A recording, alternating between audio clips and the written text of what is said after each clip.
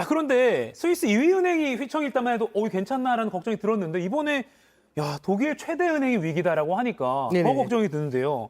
크레딧 스위스처럼 이 도이체방크가 쓰러질 가능성 좀 어떻게 보세요? 현재로서는 그렇게 높지는 않다라고 바라보는 게요. 일단 첫 번째는 크레딧 스위스를 먼저 보실 필요가 있는 게 크레딧 스위스 같은 경우는 지지난 해부터 이미 굉장히 많은 이슈에 시달렸었습니다. 네. 특히 작년 초 같은 경우에는 헤지 펀드라든지 아니면은 각종 벤처 기업들 관련된 투자 부실 같은 것들이 굉장히 많았거든요. 네. 이런 부실들이, 그러니까 이게 참 그런 것 같아요. 어려운 상황에서 부실이 나타나게 됐을 때는 그 부실이 더 커 보이거든요. 네. 그러면 크레딧 스위스하고의 거래를 막 끊으려는 움직임들이 나타나게 됩니다. 그럼 이게 크레딧 스위스의 상황을 굉장히 급격하게 악화시키는 케이스였는데 도이체방크 같은 경우는 크레딧 스위스처럼 그런 모럴 해저드 같은 이슈들이 크진 않았고요. 두 번째는 10개월 연속으로 계속 10분기 연속으로 흑자를 내고 있습니다. 탄탄한 실적까지 이제 보여주고 있으니까요. 그리고 이제 마지막으로 하나 더 말씀드릴 건 자본 비율도 튼신한 데다가 이 독일 당국에서도 이 도이체방크에 대한 이슈가 먼저 불거지자마자 네. 이게 만약 무너지게 됐었을 때는 실물 경제에 주는 영향이 굉장히 크잖아요. 그래서 사전 차단에 들어가는 모습들. 독일 총리가 나서서 큰 문제 없다, 다르다라는 얘기를 먼저 명시적으로 암시를 하고 있죠. 네. 독일 총리까지 이렇게 크레딧 스위스와 도이체방크 상황은 근본적으로 다르다라고 언론에까지 딱 말을 했군요. 네, 그렇습니다. 조기 네. 진화에 나섰군요. 네, 그렇습니다. 알겠습니다. 그럼 말씀하신 걸 종합해 보면 네네.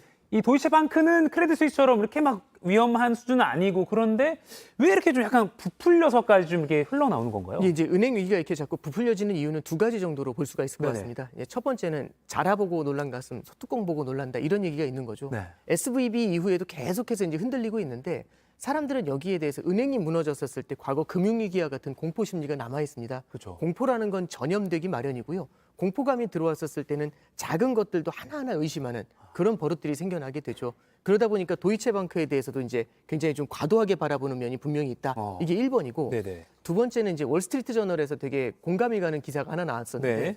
절박한 상황에 처해 있는 금융시장이 무언가 희생양을 찾는다라는 내용을 담고 있는 기사예요. 그게 뭐냐면 결국 이제 이런 것 같습니다.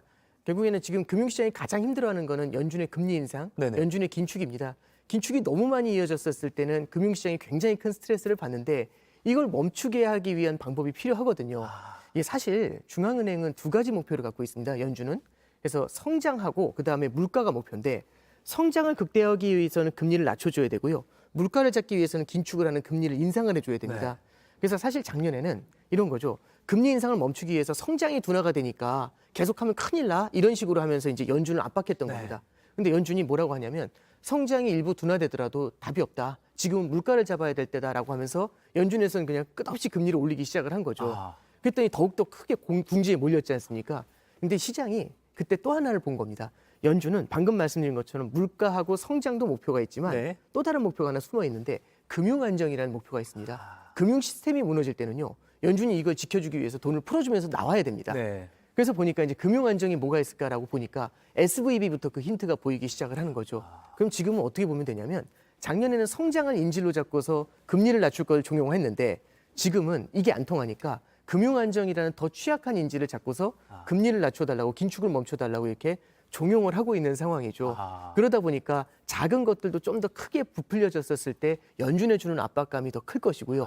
그래서 이제 최근에 보면은 오히려 이 금융 시스템이 무너질 것이다라는 얘기가 나오니까 연준의 기준금리 인하에 대한 기대를 키우면서 주가가 올라가는 참 아이러니한 모습들이 나타나고 있는 겁니다. 그러니까 거봐 은행 좀 위험하대잖아 빨리 낮춰라고 네, 그렇죠. 메시지를 보내는 거네요. 네, 그런 메시지라고 시장에서는. 볼 수 있겠죠. 야, 네. 재밌네요. 아까 이게 인질 극하는 걸로 네. 재밌는 비유였습니다.